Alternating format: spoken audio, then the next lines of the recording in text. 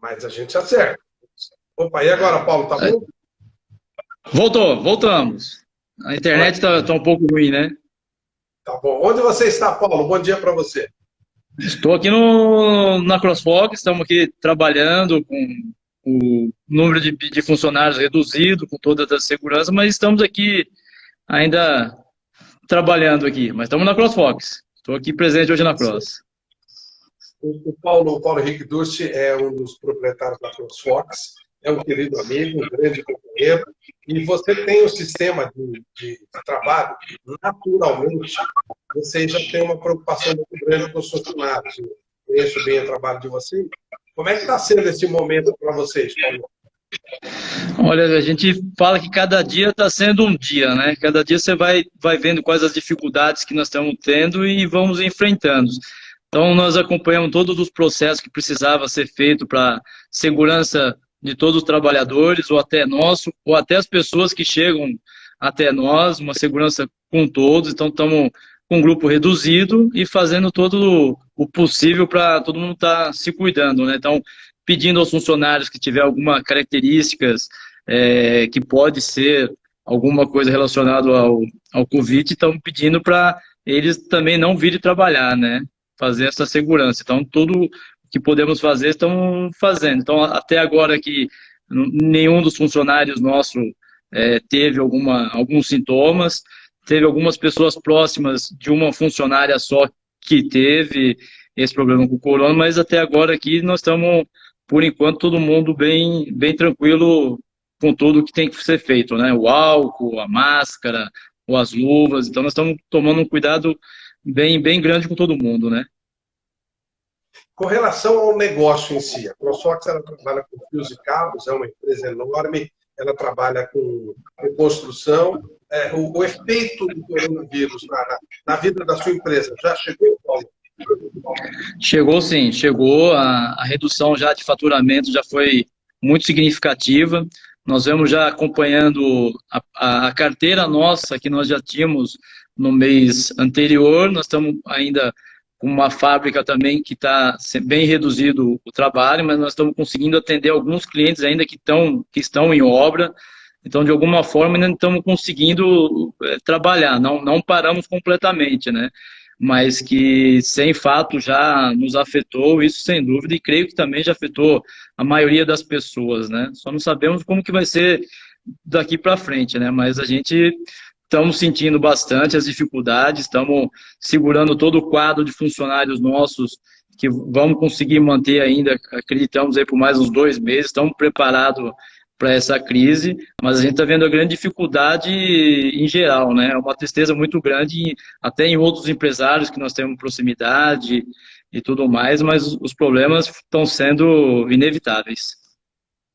Ô, Paulo, e você consegue receber material para fazer a sua produção? Porque me parece que vocês recebem muita coisa da China, hein? Sim, nós recebemos agora uma borracha que veio através até de Nova York, acabou atrasando em média em uns 15 dias, mas está chegando. Algumas coisas no porto continuam funcionando, então algumas coisas estão chegando, não está parado. Nós demos sorte de estar no ramo que nós estamos, né? O ramo de condutores elétricos, de material elétrico, a construção civil, algumas coisas ainda continuam. Então esse material chegou para nós, conseguimos chegar até a fábrica. Estamos com um número bem reduzido, mas estamos conseguindo trabalhar sim, não está parado. Até essa parte está sendo boa para muitas pessoas aí que estão conseguindo garantir seu dia, né? A construção, ela está parada, a construção civil, ela tem, por ordem governamental, está parada ou as pessoas podem continuar fazendo construções de prédios, etc.? Então, a construção civil está funcionando, está tendo uma exigência muito grande da vigilância sanitária, pedindo para todos os colaboradores não ficar aglomerados, usar os equipamentos de segurança, tomar alguns cuidados que precisam ser bem acompanhados para não ter um da obra que tiver um corona vai passar para todo mundo e vai parar a obra de qualquer jeito, né? Então, o que eles estão pedindo é esses cuidados básicos. Se tiver alguém doente, não entrar para trabalhar, já ficar em casa, e assim está seguindo. Então, muita dessa parte nós trabalhamos com alguns instaladores, transmissores de energia e tudo mais. Então, nessa parte ainda está bem reduzido, mas ainda continua trabalhando sim, não parou. Bom, nós estamos falando de um momento muito complicado da vida do nosso país, e vai passar, a gente sabe disso, esse sufoco todo vai ser um aprendizado para todo mundo, mas eu queria falar um pouquinho sobre a sua vida. Você é uma pessoa especial, diferente, você escreveu um livro maravilhoso, e onde você contou um pouco da sua vida, que foi um grande sufoco. Eu queria que você falasse um pouquinho do seu livro, por que você resolveu escrever esse livro, e qual um pouquinho dessa história. Opa, até tá aqui que o livro tá aqui, ó. Até nessas horas até que eu falo, né? Tem que ter uma parte um pouco do otimismo, né? Então, esse livro fala da minha vida, como tudo que eu acompanhei, todas as dificuldades. Creio que até o momento hoje, essa dificuldade que nós estamos passando, a gente tem que aprender a lidar com essa dificuldade para a gente acabar se tornando um pouco mais forte, dando valores que acabamos não dando no dia a dia. Então, até creio que até esses problemas de hoje que estamos tendo com o corona, muitas pessoas vão ver a vida de um jeito bem diferente. Então, quando eu fiz o meu livro com as dificuldades que eu tive, eu digo que eu agradeço todas as dificuldades que eu tive na minha vida. Isso só acaba te aumentando um pouco mais de força, de vontade, determinação, onde a gente não pode nunca esquecer essas limitações nossas, né? Então, se você tem uma dificuldade em alguma coisa, você tem que trabalhar ela para você conseguir superar aquilo e ser melhor. Então, quando eu fiz o livro, quando eu vejo muitas pessoas, que eu sempre gosto de estar ajudando muitas das pessoas, eu vejo que as pessoas, na primeira dificuldade que elas acabam enfrentando, elas já desistem delas, elas não acreditam no potencial que elas têm. E eu falo que todas as pessoas têm um potencial muito grande. Então, o livro, quando eu fiz exatamente para isso, para despertar nas pessoas o que elas têm de melhor. Então, você lidando com isso, todo o seu medo, suas dificuldades, e o que a vida dá para você, exatamente é para você enfrentar, não é para você fugir dela, né? Então, estou tendo um sucesso muito grande com o livro, bacana, de mensagem, até pessoas que acabam vendo que o problema dela é tanto quanto maior ou menor que o seu. E elas veem que elas podem superar essas limitações, né? Então, o livro foi uma maneira até de ensinar a pessoa a pescar, né? Ela pescar, não você dá o peixe, que às vezes você dá o peixe para a pessoa, você dá um dinheiro para ela resolve aquele momento, mas amanhã ela tem a mesma dificuldade de hoje, ou talvez até maior do que hoje, né? Paulo escreveu o livro Tudo Pode Dar Certo. As primeiras 5 pessoas que compartilharem essa nossa live para 3 amigos, se inscreverem lá no Dicas.flavio.com.br, a gente vai chegando até eles esse livro do Paulo, que é muito legal, que é uma história de vida. E até falando um pouquinho do livro, você hoje é um empresário vencedor, é uma pessoa importante, mas você tem muito pouco, você perdeu seu pai muito jovem, não é isso? Sim, o meu pai, quando ele faleceu, eu tinha 13 anos. E ainda do jeito até que ele acabou falecendo também foi triste. Então, eu acompanhei muito meu pai desde pequeno, com as dificuldades que ele já tinha. Então, quando eu tinha 8 anos, ele acabou sendo preso por matar uma pessoa num bar por causa de um conhaque. E até essa pessoa que ele acabou matando na época no bar era pai de um amiguinho meu de sala de aula. Eu estava na primeira série na época, e eu lembro ser meu amiguinho que perdeu o pai. Então ele perdeu o pai e meu pai foi preso nessa época. E meu pai acabou indo para o Carandiru.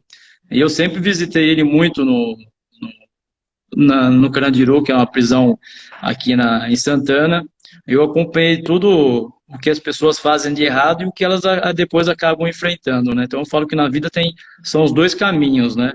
O lado errado, que às vezes parece ser muito mais fácil, e o lado certo, que ele é muito mais trabalhoso, né? Então, para você ir para o lado mais certo, você tem que estudar, você tem que trabalhar, tem que ter uma determinação que não é nada fácil.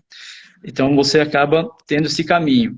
E aí, depois que ele estava na prisão, ele tinha um problema de válvula, que era no coração, que até eu havia muito tempo medo de ter algum problema no coração, até por conta dele, mas ele foi um dos primeiros a colocar uma válvula no coração, né?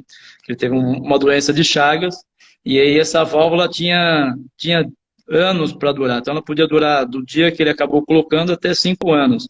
E essa válvula que ele tinha até acabou durando 10 anos. E ele veio a falecer na própria penitenciária.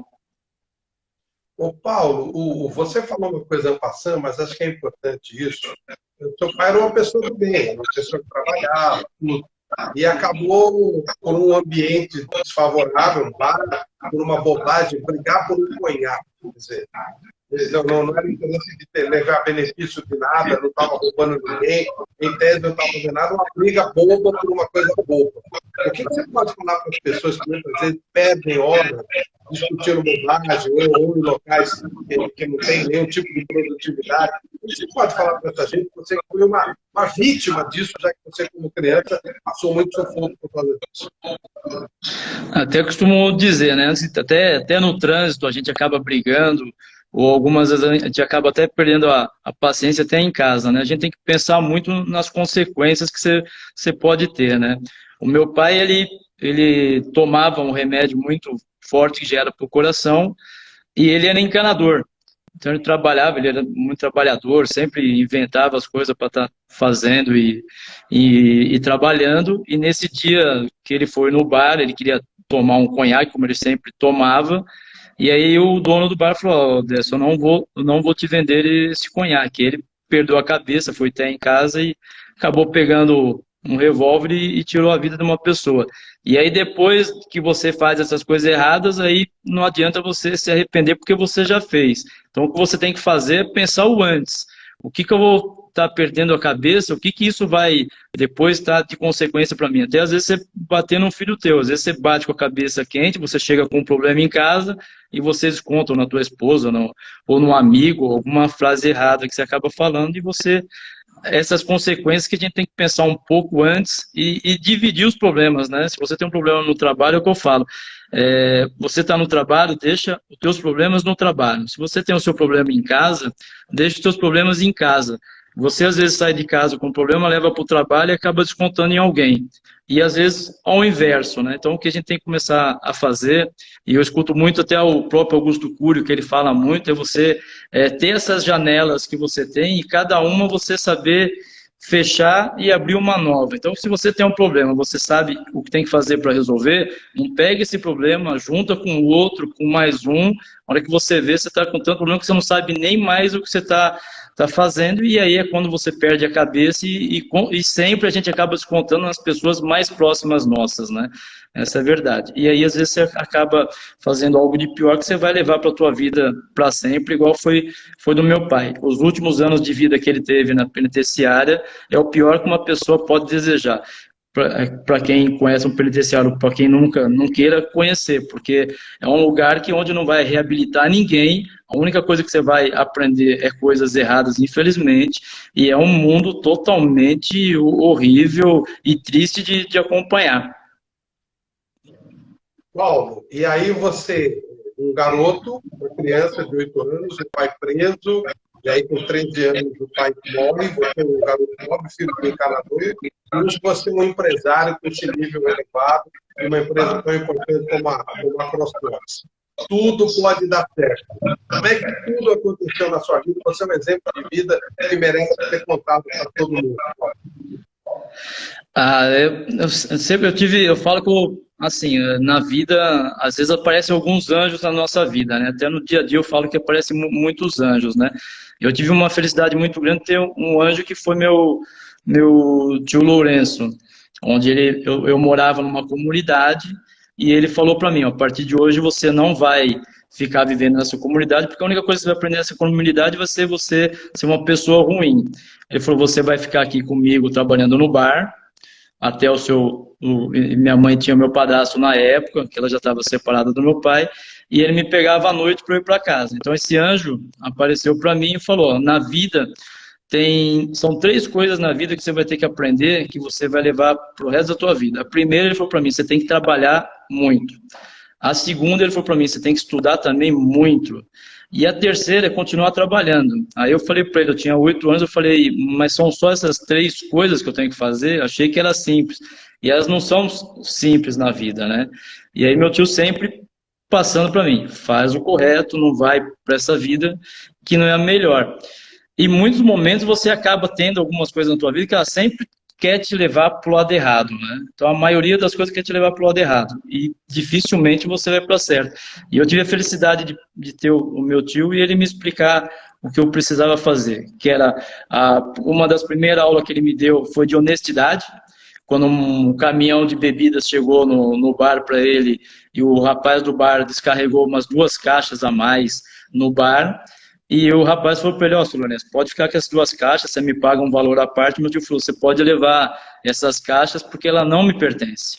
E aí meu tio, eu estava do lado dele, ele falou, hoje você vai ter a primeira aula de honestidade. Eu falei, mas o que é honestidade? Ele falou pro rapaz, leva as caixas de volta que não são minhas. E o rapaz falou, mas, Lourenço, isso é normal fazer.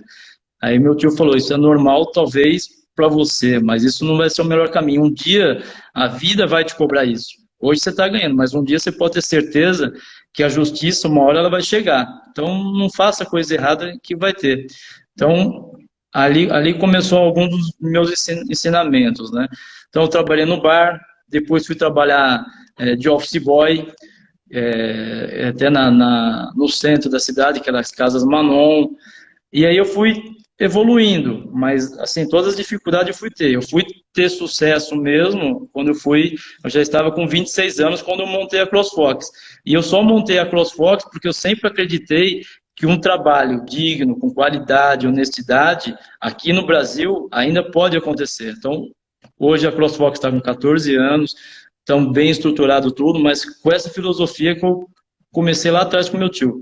Honestidade, qualidade, ajudar as pessoas, isso que faz a diferença nossa. Você chegou a morar numa comunidade, onde que era? Essa comunidade ela fica na Lapa, na rua Bica de Pedra, fica entre a Pompeia e a Lapa. Essa comunidade, na época, até quando eu morava lá, era uma das comunidades nessa região que nem a polícia acabava entrando. Hoje já está bem menos hoje o grau de bandidagem ou de tráfico ali, porque na época, até quando entrou a rota em 1986 ali na Bica de Pedra, se morreram muitos traficantes. Eu perdi até muitos amigos. Então chegava na parte da manhã, você só ouvia quem que a rota acabou levando, então diminuiu muito. E ali era uma região muito perigosa. Eu lembro que às vezes quando eu saía para trabalhar de manhã, normalmente já tinha um corpo, já eles deixavam afastado na rua, que era já para a polícia, o ML tá levando. Então era uma região bem complexa. Isso falando em 1984, mais ou menos. Hoje até é um local mais tranquilo, mas mesmo assim ainda tem seus perigos ali na rua Bica de Pedra. Coisa impressionante essa tua história, porque você imagina, você teve toda a oportunidade para fazer as coisas erradas, e você partiu para o lado certo, e hoje é um empresário vencedor, um exemplo de vida. E por que você resolveu escrever o livro? Então, esse livro, o que eu falo sempre, eu acredito demais nas pessoas, até que me provem o contrário, eu acredito nas pessoas, e é isso que eu tento passar para as pessoas, para elas acreditarem nelas. Não ficam, eu falo, não fica esperando o governo, igual agora, você escuta muito que o governo vai te fazer algo, que o presidente vai te fazer algo. Se nós mesmos não acompanharmos, correr pelos sonhos nossos, ou pelas oportunidades que nós temos, ou nas próprias dificuldades, nada vai chegar na tua casa. Não vai o dinheiro cair do céu, não vai o emprego bater na tua porta, não vai ser o João Dória, o Bolsonaro que vai entrar na tua casa e falar, ó, você vai ser atendido. Não é nada assim na vida. E é muito mais gostoso. Eu falo que todas as dificuldades que eu tive e tenho, igual hoje que nós estamos enfrentando, ou todas que eu tive com meu pai, ou mesmo trabalhando, eu sempre trabalhei com pessoas que sempre queriam o dinheiro mais fácil. E o dinheiro mais fácil, ele não é o mais saudável na vida nossa. Aquele dinheiro que você trabalha, que você acorda cedo, que você batalhou, que é suado, que é seu, você dá mais valor. Então isso eu aprendi muito desde de jovem, que aquele dinheiro que você ganha honestamente e tudo mais, ele é o melhor para você. Então é isso que eu sempre passo nas pessoas e luto por elas. E eu levo o livro e compartilho toda a minha vida. Até o pessoal fala, pô, você acabou colocando tantas coisas suas íntimas no livro, como eu já passei fome uma vez, eu tive as dificuldades que eu tive, mas isso é razão de orgulho para mim, porque eu sei quantas pessoas que têm problema de alcoolismo em casa, o problema de agressão em casa, que nós já passamos, o racismo que tem, o preconceito que tem. Então, esse livro, ele fala de tudo. Ele acompanha tudo, e nem foi por tudo isso que eu passei, com esses problemas que eu acabei tendo, eu desisti. Ao contrário, sempre o exemplo que meu pai me deu, que ele teve, que foi preso, é uma das coisas que eu morro de medo e faço tudo totalmente correto. As dificuldades que a minha mãe tinha, que nós tínhamos em casa, quando a gente ia comprar uma mistura, eu lembro que era o bife, era contadinho pra gente. Era eu, minha mãe, meu padrasto e meu irmão, era um bifinho quando se tinha um bife. Refrigerante era a coisa mais rara. Então, todas essas coisas que você vai tendo, você vai dando valor. E é isso que eu levo para as pessoas. Vocês também vão ter essas dificuldades no dia de vocês. Mas isso não é que você vai ter que ser para sempre isso. Porque eu nasci numa comunidade, eu nunca não vou conseguir chegar em tal lugar. Eu tenho vontade de ser artista, eu tenho vontade de ser qualquer coisa que você queira ser, não vou conseguir, porque na primeiro ano de faculdade, eu até costumo dizer, no primeiro ano de faculdade, você vai na sala, tem 60 alunos, no segundo ano já caiu para 40, no terceiro tem 20, vai para o último ano, tem 10 na sala. Por quê? Você acordar, trabalhar o dia inteiro, ir para uma faculdade e fazer os trabalhos que tem, é muito difícil. Só que depois vem o que você vai plantar. Então, eu até falo, você vai plantar uma árvore, você tem que procurar um solo bom, fazer a sua plantação e regar ela todo dia. E até ela crescer vai demorar, e até dar frutos vai demorar. Agora, se você plantar também frutos bons, você vai colher frutos bons. Agora, se você plantar frutos ruins, você também vai colher frutos ruins. Então, na vida, tudo tem seu tempo, né? Não adianta a gente querer mudar de vida já hoje, não. Vai ter o seu tempo certo, a gente tem que respeitar esses momentos, mas nunca desistir. O livro Tudo Pode Dar Certo, a gente é dado presente, vá lá, compartilhe, tá vendo esse aviãozinho aí? Compartilhe essa live com pelo menos 3 amigos e vá lá no dicas.flaviopato.com.br. As primeiras pessoas que compartilharem com pelo menos 3 amigos e se inscrever, a gente vai fazer chegar até você esse livro, essa história maravilhosa do Paulo Henrique Busto, hoje um empresário vencedor, dono da CrossFox, que é uma empresa sensacional, e que está contando a história dele aqui de uma maneira muito bacana, que ele conta com mais detalhes no livro. Num determinado momento, você está falando da nossa história, você fala assim, eu passei fome. Como é passar fome? Como é a sensação? A gente tem tanta gente com fome no mundo. Como é essa sensação? Eu venho de uma família muito humilde, mas graças a Deus eu cheguei a passar fome especificamente. Como é passar fome? Eu lembro que assim, que eu tinha uns 7 anos, 6 para 7 anos mais ou menos, e eu falei para minha mãe que eu estava com fome. O que eu mais lembro até hoje, que eu não esqueço, é o rosto, nossa, até fico emocionado, é o rosto da mãe. A mãe olhar para um filho e ver a dificuldade dela não ter aquilo na hora para dar para o filho. Então, uma das coisas que eu não esqueço não era nem o sentimento da fome, mas o desesperador da minha mãe, de querer me dar comida. E eu lembro que nessa noite que nós não tínhamos o que comer, ela foi para a rua, até o bar do meu tio. Foi quando meu tio quis, de fato, ficar comigo, que ele viu a dificuldade que nós estávamos passando. Foi quando a minha mãe foi até o bar dele e falou, Lourenço, eu queria dar um prato de comida para o Paulinho, que nós não comemos hoje.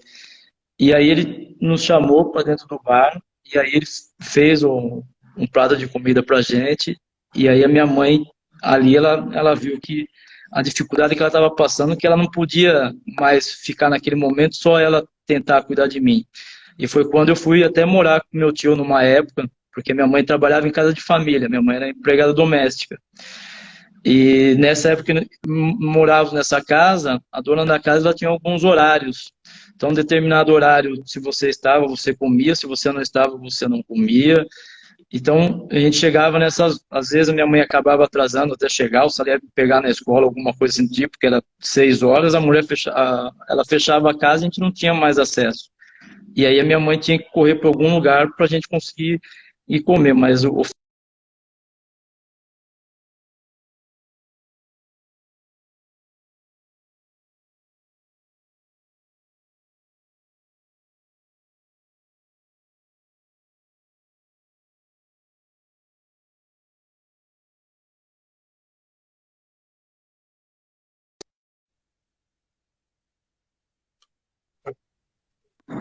Acho que voltamos, Paulo. voltamos. Voltamos. Agora, veja só, Paulo. Olha como Deus trabalha na vida da gente. Mas só foi procurar o tio Lourenço porque vocês passaram um dia com fome. Essa foi a maneira de vocês se aproximarem dele, contar para ele uma história que talvez ele não soubesse. E se ele não soubesse, ele não te chamaria. E se ele não te chamasse, sabe Deus o que seria da sua vida. Você começou com a história dele. Foi um anjo que apareceu. Deus, para te mostrar um anjo, ele teve que usar um caminho. E o caminho foi a fome. Olha como a vida, como Deus fala com a gente de maneiras diferentes. Verdade. Às vezes Deus mesmo aparece dessa forma mesmo, é numa dificuldade que ele está ali te mostrando, ó, segue esse caminho, você vai sofrer, você vai passar por determinadas coisas que você acha que Deus não existe, mas você pode ter certeza que ele tá ali com você. Tem razão, foi a partir dali que o meu anjo apareceu para nós. Eu sempre vi Deus, né? Eu percebi Deus em momentos de adversidade. Ele sempre falou comigo na adversidade. Numa reprovação, numa escola, ele tinha que estar num determinado lugar, alguns anos depois, numa coisa que eu queria muito e não conseguia, e eu fui atrás. É a maneira como Deus se expressa com a gente, e você mais uma demonstração disso, essa forma de sentir fome, de passar uma necessidade tão grande, que o teu tio acabou ficando com você. Sua mãe hoje, ela vive, né? Sim, minha mãe mora hoje próximo, tá lá próxima comigo, levei ela para ficar próxima de mim, é uma super mãe, uma super vó, pessoa super bacana, nossa, não tenho nem para falar da minha mãe, fantástico. Mãe é mãe, né? Pode ter todos os defeitos que a gente acha que eles têm e elas acham da gente, mas família também é um alicerce para todo mundo, né? A gente precisa estar família próxima, né? É um alicerce para todo mundo. Talvez por isso a gente, para acordar para isso, precisou de um vírus aí, que obrigou todo mundo a ficar em casa e conhecer um pouquinho mais da família, né? É verdade, até falo hoje muito, até que o corona tá acontecendo, é claro que não é a parte boa das mortes que acaba tendo, mas eu acho que para o mundo isso vai ser muito bom, no sentido de dar valores